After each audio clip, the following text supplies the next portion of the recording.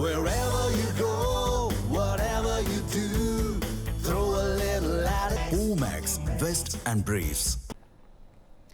காங்கிரசிற்கு வழங்கியது போல் தங்களுக்கும் கூடுதல் தொகுதிகளை அளிக்க கோரி விசிக மற்றும் கம்யூனிஸ்ட் கட்சிகள் திமுகவிற்கு நெருக்கடி கொடுத்து வருவதாக தகவல் வெளியாகியுள்ளது.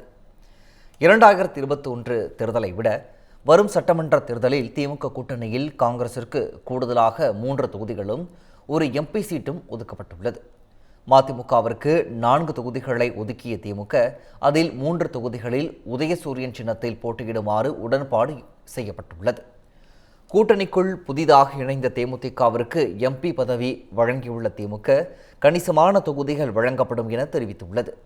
இதனால் ஏற்கனவே கூட்டணியில் இருக்கும் கட்சிகளின் தொகுதிகளை குறைக்க திமுக முடிவு செய்துள்ள நிலையில் விசிகவிற்கு இரட்டை இலக்கத்தில் தொகுதிகளை கேட்டு பெற வேண்டும் என அக்கட்சி தலைவர் திருமாவளவனுக்கு நிர்வாகிகள் அழுத்தம் கொடுத்து வருவதாக தகவல் வெளியாகியுள்ளது.